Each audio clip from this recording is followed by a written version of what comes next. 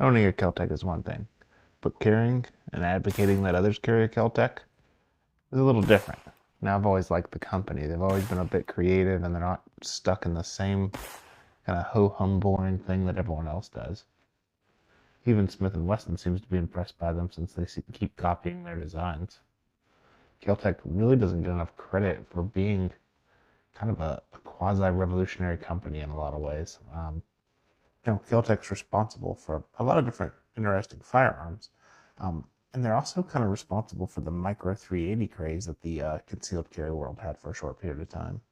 The KelTec P32 kind of set the groundwork for guns like the LCP and the Smith & Wesson Bodyguard. What set the groundwork for the P380, or the P380, get it, was the KelTec P32. The KelTec P32 originated in 1999 and was a micro-sized 32 ACP handgun. It's very similar to what you'd expect from a 380 ACP pocket pistol. It's a polymer frame, it's uber thin, it uses a single stack magazine, and a double action trigger mechanism. It's designed for a deep carry gun as a backup gun, or in my case, I use it as a pocket gun. Admittedly, I've replaced the P32 for most situations with the Smith & Wesson 432 UC, but the KelTec P32 still gets some use in situations where I really need a small gun and I really need to discreetly carry it. One of my first carry guns was a Smith & Wesson Bodyguard, the original, and I hated it. I hated how crappy the trigger was. I hated its lack of sights. I hated the recoil. I just hated everything about it. And that swore me off pocket pistols for over a decade. And it's only been in the last few years that I've kind of swung back to pocket pistols. Now, about the same time I got into pocket pistols, I also really got into the 32 ACP cartridge, namely because I'd purchased a few kind of antique firearms, a Savage M1907 and a Colt M1903, and both were in 32 ACP. I started shooting the cartridge and I realized how kind of quaint and nice it is, and then began researching a potential carry gun option. I'd only recently gotten promoted at work, my day job, and I realized I really didn't need a bigger gun anymore. I worked in a pretty secure location and I didn't interact with the public, so why would I burden myself with something larger than a pocket pistol? So this was before the Smith & Wesson Bodyguard 2.0, and this is really before I considered a J-frame for serious concealed carry. So I had a dilemma, that I wanted a pocket pistol, and I hated pocket 380s, and I liked the 32. So it kind of became clear what I needed to do. Now this led me to a road that eventually I got a Tomcat, which is a fine pistol, the 30-32, and now I have a 30X, and I'll probably review both soon. But I realized it was kind of big and it's bulky, and there's some issues with the Tomcat that I'd probably address in a video. And what other 32 ACP pistol was there? There was a C-Camp, which is cool. I do have a C-Camp, but the lack of sights really just kind of turned me off. I want something to be more than belly distance. So that left me with one gun, the KelTec P32. If you go to the subreddit, the One True Caliber, it's dedicated to 32 caliber guns, you'll see the P32 pops up quite a bit. And that's where I kind of saw it, and I started reading about it, and it seemed like it's a pretty dependable gun. Now, I've owned a lot of KelTecs, and I've really had no serious issues with one, but I never carried one of their small handguns, or never had considered carrying one of their small handguns until the P32 entered my life. So with a lot of kind of glowing reviews from pocket pistols enthusiasts, I was able to find one. And that eventually turned into two, as my father-in-law has now requisitioned the original. There isn't a lot of features to talk about with the P32. There's two generations, and I currently carry the second generation, which is arguably the better generation. Its iron sights are part of the slide. They're milled to the slide. They're non-adjustable, and they are, while very small, they are usable. I definitely would top one off with like a paint pen or some white nail polish. Features-wise, like I'm struggling to think of what to talk about. It's uber small. It's a polymer frame. It's a pre-tensioned double action trigger, so it's not like a traditional double action. You can't pull it over and over on an empty chamber. If you pull it and it goes click, you don't have restrike capability. But it does offer kind of a long but very light and smooth trigger pull. The standard magazine holds 7 rounds and sits flush inside the frame. There is a +1 extension and a pinky extension and a 10-round magazine, but the 10-round magazine and the 8-round extension are out of production at the moment. The 10-round magazines have gotten quite expensive. The 8-round extensions can still be found fairly affordably. Now what's kind of neat is that when you run out of ammo, the slide does actually lock back to the rear. Kind of neat to see in a gun this small, but there's no slide release, so you got to slingshot it, and that's the only way to get the slide back forward. And that's really it. The gun lacks features. It's not going to be something we could go on and on about. What we can talk about is just how small it is and why it's the perfect pocket pistol. So the P32 is not the smallest pistol out there, but it's pretty close depending on which metrics we're judging. So the C-Camp is technically smaller, but the P32 is thinner and lighter. So the P32 weighs 6.9 ounces, and that's it. It's 5.1 inches long, the barrel's 2.7 inches, and it's 3.5 inches tall. It's 3/4 of an inch wide, and that's it. It is a micro-sized gun. So it sits very flat in your pocket, and almost anyone could carry it. Even, well, I guess most women's jeans don't have pockets, but if you're a woman and your jeans have pockets, this gun will fit in there. And that's why the P32 still occasionally gets carried. If I have in a situation where I just can't be seen carrying a gun due to social reasons, the P32 is what I'm going to stack on. It's just so small, it's so easy to hide, and it's really undetectable if you just put in a tiny little bit of effort into how you carry your gun. Now there are some downsides to that small size. Because it's so small, it can be harder to draw from the pocket. It's harder to get your hand into the pocket and get it around the gun because it sits so flat to your body. You know, with the Smith & Wesson 432, you see the grips kind of protrude or are protruded by the cylinder, which allows you to kind of grab the gun and draw it very quickly. That's not the case with the P32. It sits incredibly flat in your pocket, which makes your kind of draw from the outside very slow.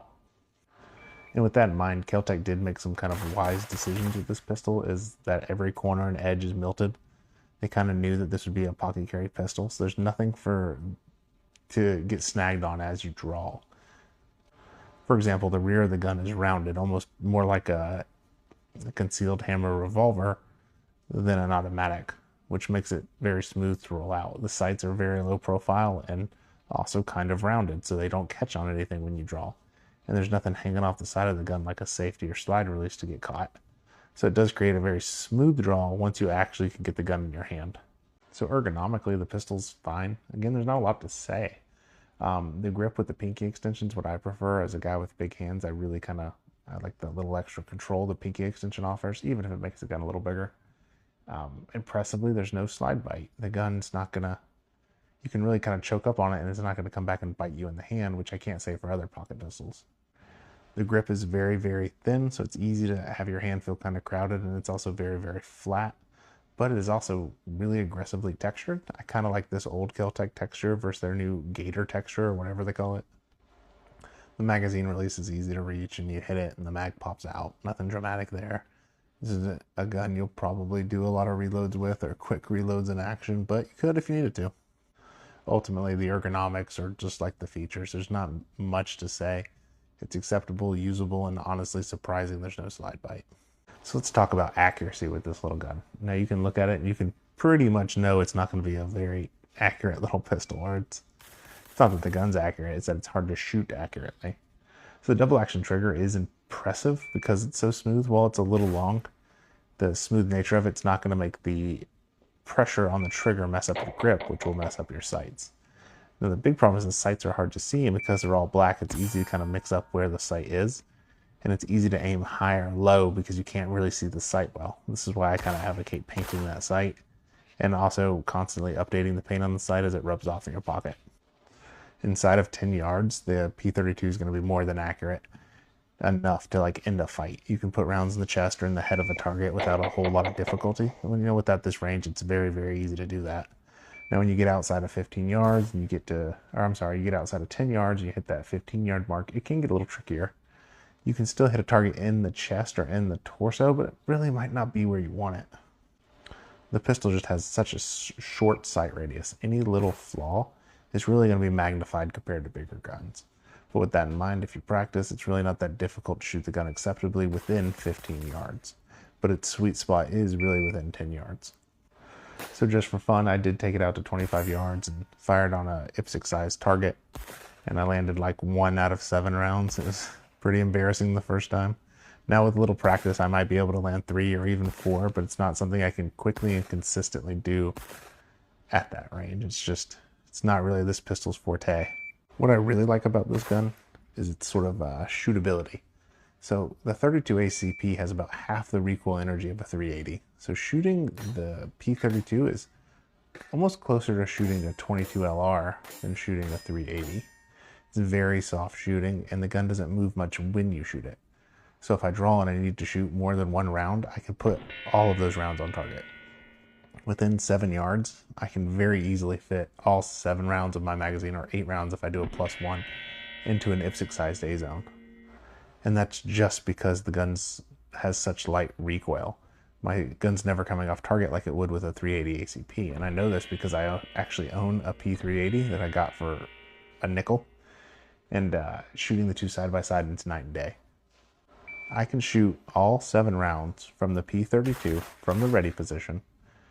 No, wait, I'm sorry, from a staged pocket draw in 1.76 seconds. Now, if I was going to get the P3AT, that is about 2.5 seconds if I want to get the same accuracy I want with the P32. Which comes to the argument, is the 32 ACP enough to stop a threat? And when we're talking about handgun ballistics, what we're really looking at is, does it penetrate deep enough to hit something vital? And the answer is yes. When you shoot the 32 ACP with the right load, it's going to go deep enough to hit something and shut off the bad guys, bad guys' attack of you, if you will. Now, the right load typically being a 71 or 73 grain FMJ. I am partial to Fiocchi, which tends to make the best heavy-duty short barrel 32 ACP. We want to stay away from jacketed hollow points because they won't penetrate deep enough when fired from this uber short barrel. With a lot of guns, including the P3AT and other pocket pistols that size, you also probably want to use FMJ. So the main benefit of the 32 with the 380 would be better expansion and penetration, but you really don't get it from this short of a barrel. So at that point, you're just getting more recoil for not much more performance. I think Paul Harrell said it best, and I might be misquoting him, but he said a dime is twice as much as a nickel, but it's still not worth all that much. And when comparing the 380 to a 32 ACP, you can call the 380 a dime, but what can you buy with a dime anymore?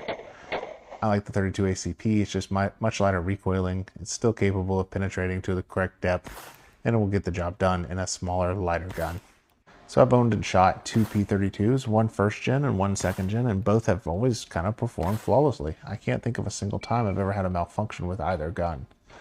My father-in-law now owns the first gen just because he fell in love with it and I couldn't say no. And I now have a second gen. Both guns have always fired, ejected, extracted, and loaded the next round without a problem. Now with that said, the 32 ACP cartridge isn't as plug and play as other rounds. So the 32 ACP is a semi-rimmed cartridge, which means it's subject to something called rim lock. So rim lock occurs when the rim of one round gets caught on the rim of another, and it doesn't allow the magazine to feed the firearm. Now this only happens in 32 ACPs when the overall length of the cartridge is not up to spec.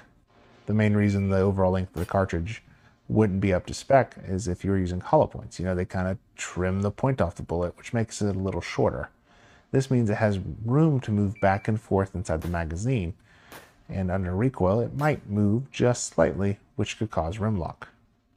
This is another big reason why in a gun like this I would suggest FMJs. They're going to be to the proper spec, and they're going to be the proper length, and you won't run into rim lock. Now, admittedly, I've shot some 60 grain PMC hollow points to this thing, and I've never had any rim lock, but I mean, I've shot less than 100 rounds, so it's not that good of a comparison, really. But be aware of rim lock, be aware of the 32 ACP, and do a little research. Unfortunately, for a cartridge made in 1899, it's not as plug and play as a modern cartridge, which is saying a lot because I think 9mm was made in 1902. So I guess in 3 years they learned a lot about semi-auto handgun cartridges. Overall, the P32 is plenty reliable. Be cautious with which cartridges you put in the gun. So if we had to talk really downsides to the gun that aren't inherent to its features, it would just become about ammo cost and availability. 32 ACP can be harder to find, and it can be pricey. If you shop online, you can get it as cheap as $17 to $23 a box, which is still a lot more than 9mm.